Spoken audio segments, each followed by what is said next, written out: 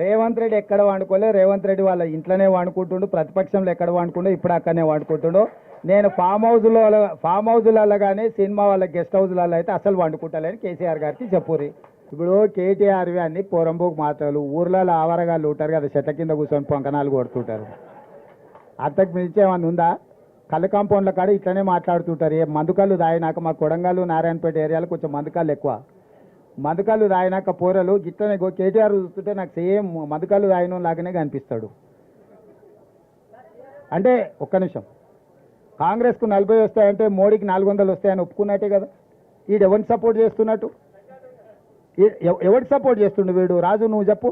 మాకు 40 వస్తాయి, మోడీకి 400 వస్తాయని చెప్తుండు కదా. మరి నేనేం చెప్తున్నా, మోడీ వీడు ఒకటే రాని ఆయన, వీని ఓటేస్తే మోడీకి వేసినట్టే అని.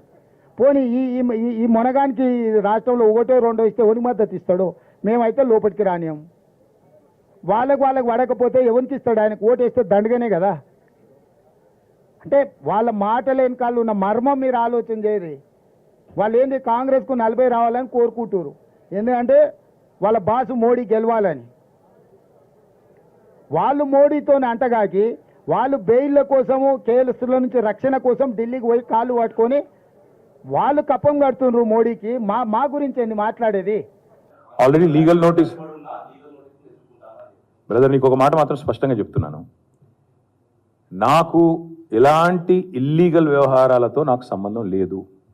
ఫోన్ ట్యాపింగ్ అని చెప్పి లీకు వీరుడు రేవంత్ రెడ్డి గారు పాపం డైరెక్ట్గా ప్రెస్ కాన్ఫరెన్స్ పెట్టే దమ్ము లేదు, డైరెక్ట్గా ఆధారాలు ప్రజల ముందు పెట్టే దమ్ము లేదు. ఏముందో విషయం ఎవరికి తెలియదు. పోలీస్ రిమాండ్లో ఉన్న వాళ్ళకి కూడా ఫోన్లకు వెళ్ళి మీకు లీకులు వస్తాయి. ఈయన లీకు వీరుడు. మరి ఈ లీకు వీరుడు ఏదో కష్టపడి నా క్యారెక్టర్ అసాసినేషన్ చేయాలనే ప్రయత్నంలో చాలా బలంగా ఉన్నాడు. ఎవరో హీరోయిన్లను నేను బెదిరించిన అంటది ఆ మంత్రి. ఆమెకు నెత్తుందా లేదా నాకు తెలియదు. నాకు అంత కర్మ ఏంది? నాకు ఈ దిక్కుమాలిన పనులు చేయాల్సిన పరిస్థితి ఏంది? నాకు ఎలాంటి ఫోన్ ట్యాపింగ్ వ్యవహారంతో నాకు ఎలాంటి సంబంధము లేదు. ఈ అడ్డమైన మాటలు ఎవరైనా మాట్లాడితే, చెత్త మాటలు ఎవరైనా మాట్లాడితే, వారు మంత్రి అయినా ముఖ్యమంత్రి అయినా తాట తీస్తాము, లీగల్గానే చూసుకుంటాం. తాట తీస్తామంటే మళ్ళీ మీరు ఇదే యూట్యూబ్లో తమ్మునీళ్ళు పెట్టి తాట తీస్తామన్నాడు, ఈయనకు అహంకారం ఎక్కువ అని చూపెడకూరి. అదే వినండి, తొందరపడండి. తప్పకుండా లీగల్గానే ఎదుర్కొంటాం, న్యాయపరంగానే ఎదుర్కొంటాం. మాకు ఎవరిని బెదిరించాల్సిన అవసరం కానీ, ఎవరిని ట్యాపింగ్ చేయాల్సిన అవసరం కానీ లేదు. కానీ దయచేసి మీడియా మిత్రులు నేను కూడా కొడతా ఉన్నాను. 2014లో మా ప్రభుత్వం వచ్చింది. మా ప్రభుత్వం రాకంటే ముందు కాంగ్రెస్ ప్రభుత్వం 10 ఏళ్ళు ఉంది. ఆనాడు కాంగ్రెస్ ప్రభుత్వంలో, దయచేసి ఇది గుర్తుపెట్టుకోండి, రాయండి, మీరు కావాలంటే మీ ఆర్కైవ్స్లోంచి తీయండి. ఆనాడు కిరణ్ కుమార్ రెడ్డి గారు 2011లో ముఖ్యమంత్రిగా ఉన్నప్పుడు మేము ఆరోపణలు చేయాల. కాంగ్రెస్ ఎంపీలు ఆనాడు, ఈరోజు కాంగ్రెస్ ప్రభుత్వంలో మంత్రులుగా ఉన్నవాళ్ళు, ఎమ్మెల్యేలుగా ఉన్నవాళ్ళు, కోమటిరెడ్డి రాజగోపాల్ రెడ్డి, డాక్టర్ వివేక్, గడ్డం వివేక్, అదేవిధంగా పొన్నం ప్రభాకర్ గారు ఈరోజు మంత్రి. వీళ్ళు ముగ్గురు ఆనాడు ఆరోపణ చేసినారు. సుఖేందర్ రెడ్డి గారు కూడా ఉన్నారు అనుకుంటా. అప్పుడు మా ఫోన్లను ట్యాపింగ్ చేస్తున్నాడు కిరణ్ కుమార్ రెడ్డి, తెలంగాణ కాంగ్రెస్ ఎంపీల ఫోన్లను ట్యాపింగ్ చేస్తున్నాడు కిరణ్ కుమార్ రెడ్డి అని చెప్పి ఆనాడు కాంగ్రెస్ ఎంపీలు అప్పటి కాంగ్రెస్ ప్రభుత్వం మీద ఆరోపణ చేశారు. సరే, ఆ తర్వాత ముఖ్యమంత్రి గారు నేను చేయట్లేదు అన్నాడు, అది వేరే విషయం. నేను రేవంత్ రెడ్డి గారిని కూడా కోరుతా ఉన్నా, మీరు 2014 నుంచి ఎందుకు? అంతకుముందు మీ వాళ్ళే ఆరోపణ చేశారు కదా. 2004 నుంచి తీయండి, ఫోన్ ట్యాపింగ్ ఏమేమి జరిగింది, ఎక్కడెక్కడ జరిగింది, 2004 నుంచి ఏమేమి కుంభకోణాలు జరిగినాయి, లంబకోణాలు జరిగినాయి అన్ని తీయండి. ఇంకొక మాట కూడా నేను మిత్రులారా మీకు గుర్తు చేస్తా ఉన్నా, అధికారులు మారలేదు, ప్రభుత్వం మారింది, పార్టీ మారింది. ఇదే శివధర్ రెడ్డి ఈరోజు ఇంటెలిజెన్స్ డీజీ అనుకుంటే ఇప్పుడు ఆయన, ఆనాడు ఇంటెలిజెన్స్ ఐజీగా ఉన్నారు కేసీఆర్ గారి గవర్నమెంట్లో. ఈరోజు టీఎస్పీఎస్సీ చైర్మన్గా ఉన్న మహేందర్ రెడ్డి గారు ఆనాడు రాజశేఖర్ రెడ్డి గారి గవర్నమెంట్లో ఇంటెలిజెన్స్ ఐజీ, ఆ తర్వాత మా ప్రభుత్వంలో డీజీ, హైదరాబాద్ సిపి. మరి ఈరోజు డీజీపీగా ఉన్న రవి గుప్తా గారు ఆనాడు హోమ్ సెక్రటరీ. వీరందరూ కూడా మరి ఈరోజు మా మీద చేసే ఆరోపణలు కానీ, ఇష్టం వచ్చినట్టు ఇచ్చే లీకులు కానీ, మాట్లాడుతున్న మాటలు కానీ, ఆ రోజు అధికారుల ప్రమేయం నిజంగానే జరిగింది అనుకుంటే ఒక్క నిమిషం, ఈ అధికారులకు ఎవరికి తెలియదా? వారెవరు బాధ్యులు కాదు, ఒక కేసీఆర్ గారు మాత్రమే బాధ్యుడు అనే లైన్లో ఇవాళ ఏదైతే లీకులు ఇస్తున్నారో లీకు వీరుడు, నేను అడుగుతా ఉన్నా. మరి మహేందర్ రెడ్డి గారు, శివధర్ రెడ్డి గారు, రవి గుప్తా గారు, ఇంకా చాలామంది ఉన్నారు, సజ్జనార్ గారు ఆనాడు ఎస్ఐబి చీఫ్, వీళ్ళందరూ ఉన్నారు. మరి అధికారులే మారలేదు కదా. ఫోన్ ట్యాపింగ్ నేను డిమాండ్ చేస్తున్నా ఈ ప్రభుత్వాన్ని, మీకు చిత్తశుద్ధి ఉంటే 2004 మొదలుపెట్టు, ఏమేమి ట్యాపింగ్లు జరిగినాయి. నా ఆరోపణ కాదు కదా, ఈరోజు నీ ప్రభుత్వంలో నీ పక్కన కూర్చున్న పొన్నం ప్రభాకర్ గారే ఆ రోజు ఆరోపణ చేసిండ్రు. ఏమని? ఆనాడు కిరణ్ కుమార్ రెడ్డి ప్రభుత్వం నా ఫోన్ ట్యాపింగ్ చేస్తుంది. మరి అది వాస్తవమా కాదా? బయటికి తీ, విచారణ గ్యాంబిట్ పెంచు. ఆనాడు అధికారులందరినీ పిలిపి, రిటైర్డ్ ఉన్న వాళ్ళందరినీ పిలిపి నీ కాంగ్రెస్ ప్రభుత్వం ఫోన్ ట్యాపింగ్ చేసిందా లేదా చూద్దాం. ఇంకోటి బ్రదర్, మీరు మర్చిపోయినట్టున్నారు, నేను మర్చిపోలేదు. నాకే ఐఫోన్ వాళ్ళు, యాపిల్ వాళ్ళు మెసేజ్ పంపినారు, నీ ఫోన్ సర్వేలెన్స్లో ఉంది అంటే. నేను దాని స్క్రీన్ షాట్ కూడా మీరు చూసుకోండి కావాలంటే, ట్విట్టర్లో అప్పుడే పెట్టినా. నా ఒక్కడికే రాలేదు, అసదుద్దీన్ ఓవైసీకి వచ్చింది, ఇంకా కొంతమంది మిత్రులకు ఇక్కడ తెలంగాణలో కూడా మీ ఫోన్లు సర్వేలెన్స్లో ఉన్నాయి, జాగ్రత్త, మీ ఫోను హ్యాక్ అయింది అని నాకు 2022లోనో 2023లోనో వస్తే నేను బయట కూడా పెట్టినది. కాబట్టి ఎవరు ఫోన్లు ట్యాప్ అయినాయి, ఎవరు చేసిండ్రు, ఇవన్నీ కూడా నాకేం భయం లేదు. మేము చాలా స్పష్టంగా ఉన్నాం, చాలా క్లారిటీతో ఉన్నాం. కాబట్టి దయచేసి నేను మిమ్మల్ని కోరేది ఏంటంటే, ఈ యూట్యూబ్లలో పెట్టి పనికిమాలినలకు లీకులు ఇచ్చి అధికారికంగా ప్రెస్ కాన్ఫరెన్స్లు పెట్టకుండా రిమాండ్ రిపోర్ట్లు అని చెప్పి లీకులు చేసి ఎన్ని రోజులు బతుకుతారండి? ఎన్ని రోజులు టైంపాస్ చేస్తారు? రైతుల సబ్జెక్టు మాట్లాడరు. నిన్న ఒక విలేకరు నిజాయితీగా అడిగిండు రేవంత్ రెడ్డి గారిని, 2 లక్షలు రుణమాఫీ చేస్తా అన్నారు కదా సార్, ఇంకా చేయలేదు కదా మరి మీరు, ప్రజలు అడుగుతున్నారు అంటే వెకిలి నవ్వులు చెప్పి ఆయనే చెప్పిండు కదా. ఎవడు కమిటీ కమ్మన్నాడు ఆయనను? పేద సిపాయి లెక్క మాట్లాడితే మొగోను అయితే అంటాడు కదా. నేను అంటున్నా, రేవంత్ రెడ్డి మొగోను అయితే చెయ్యి రుణమాఫీ. ఎవడాపిండి ఆయన? నేను చెయ్యి రుణమాఫీ, చెయ్యి 2 లక్షలు రుణమాఫీ చెయ్యి. నువ్వే అన్నావు కదా December 9 అని, చెయ్యి. పాయింట్ ఏంటంటే, ఈ చిల్లర మాటలు కాదు కదా ప్రజలు చూసేది. అల్టిమేట్గా 4 రోజులు నడిపిస్తారు బై టైంపాస్, అటెన్షన్ డైవర్షన్. ఓ రోజు గొర్రెల స్కామ్ అంటాడు, ఓ రోజు బర్రెల స్కామ్ అంటాడు, ఓ రోజు ఫోన్ ట్యాపింగ్ అంటాడు, ఓ రోజు కాళేశ్వరం స్కామ్ అంటాడు. ఇవేనా ఇక? అసలు పని లేదా? మంచిలు ఇచ్చేది లేదు, సాగునీరు ఇచ్చేది లేదు, పంటలు ఎండితే పట్టించుకునేది లేదు, రైతులకు రుణమాఫీ లేదు, కొత్త ఇన్వెస్ట్మెంట్లు రావు. ఇవేం చెప్పరు. ఇడికెళ్ళి కంపెనీలు పారిపోతుంటే మాట్లాడరు. ఇవేం ఉండవు. ఏముండాలి? మమ్మల్ని అందరినీ రాష్ట్ర ప్రజలను పిచ్చోళ్ళని చేసి వీళ్ళు పోతురట, వాళ్ళు పోతురట, వీళ్ళు జంపట, వాళ్ళు జంపట, వాళ్ళు చెప్పుడు మీరు రాసుడు. బాగుందా? ఫోన్ ట్యాపింగ్ జరిగింది, మాకేం సంబంధం అంటాడు ఒక ఆయన. నిన్న నేను వాళ్ళ పొద్దున పేపర్ చదివాను. నాకేం సంబంధం అంటే 10 ఏళ్ళు పాలన చేసింది మీరే కదా బాధ్యులు. ఎట్లా చేస్తారండి ఫోన్ ట్యాపింగ్? మీరు దేశ భద్రత కోసం వాడాల్సిన ఫోన్ ట్యాపింగ్, లేకపోతే టెర్రరిస్టులు పట్టుకోవడానికి వాడాల్సిన ఫోన్ ట్యాపింగ్, దాన్ని సామాన్యులు, కామన్ మెన్, ప్రతిపక్ష నాయకులను నిర్వీర్యం చేయడానికి ఫోన్ ట్యాపింగ్ వాడతారా? దేశ క్షేమం కోసం, భద్రత కోసం పెట్టినటువంటి చట్టాన్ని మీరు మీ రాజకీయ అవసరాల కోసం పణంగా పెట్టి దేశ భద్రత కూడా ఈరోజు మీరు ప్రమాదం తీసుకొచ్చారు. ఈరోజు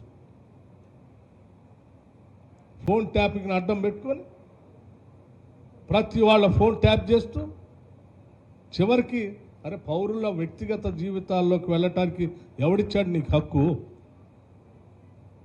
ఈ దేశంలో పౌరులు కొన్ని హక్కులు ఉన్నాయి.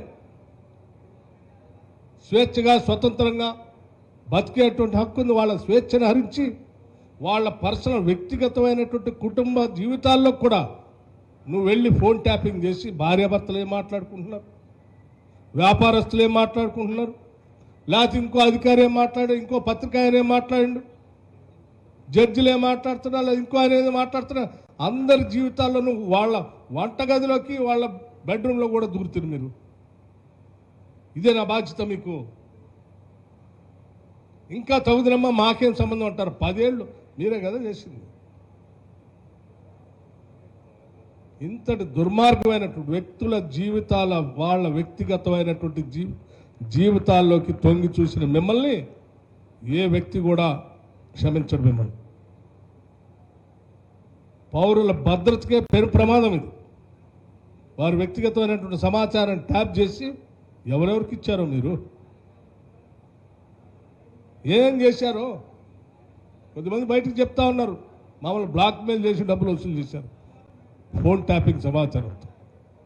ఇంకా ఎంతమంది చేశారో ఇట్లా? అరే పాలించమని చెప్పింది దేనికి?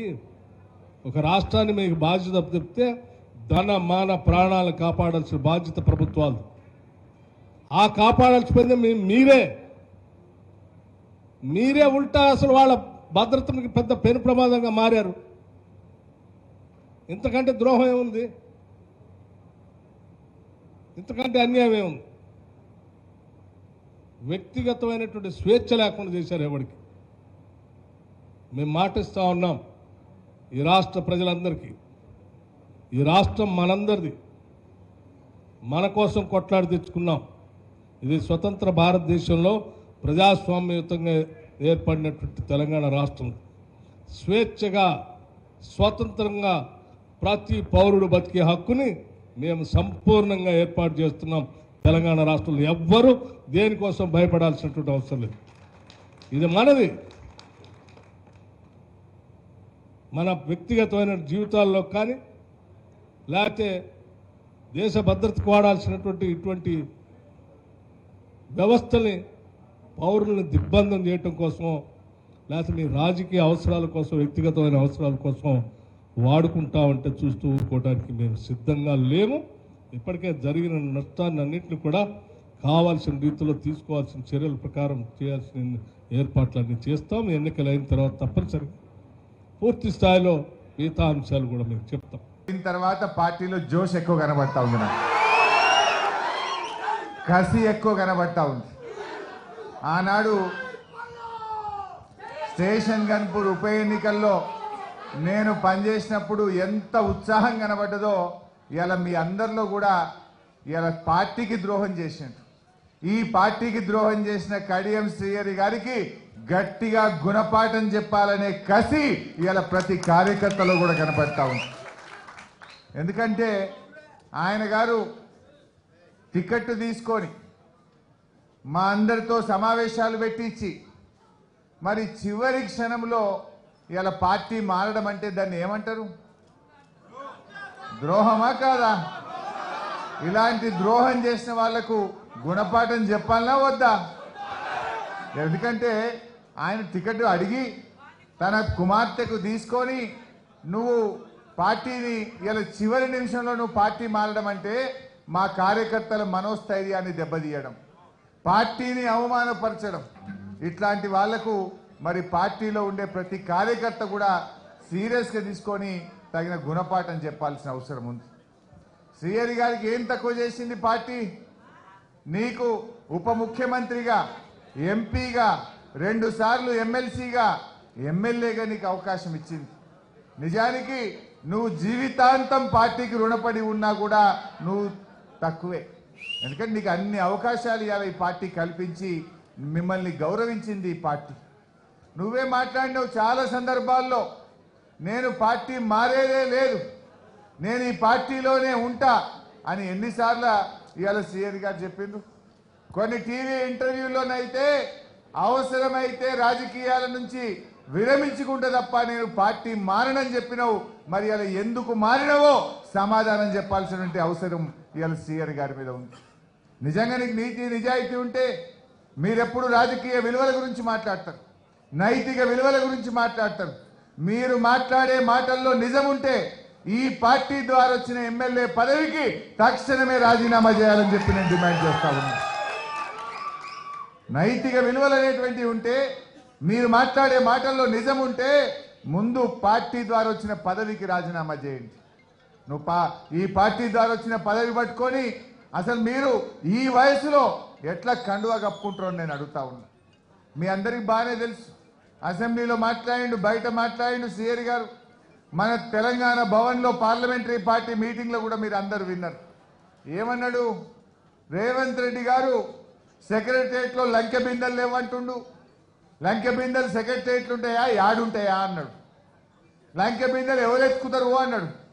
అర్ధరాత్రి పూట దొంగలు లంకె బిందెలు ఎత్తుకుతారు, రేవంత్ రెడ్డికి అలవాటు ఉన్నట్టున్నది అని మాట్లాడిండు. మాట్లాడిండే లేదా శ్రీహరి గారు?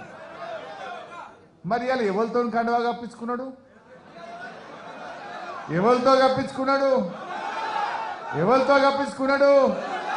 నువ్వే అంటివి లంకె బిందెలు దొంగ రాత్రిపూట దొంగలు ఎత్తుకుతారు, రేవంత్ రెడ్డికి అలవాటు ఉందట్టంటివి, పోయి గాయనతోనే కండువా కప్పించుకుంటేవి. గింత దిగజారుతనం అవసరమా రాజకీయాల్లో? ఇంత విలువలు పోయి పదవులు అవసరమా ఒక మనిషికి?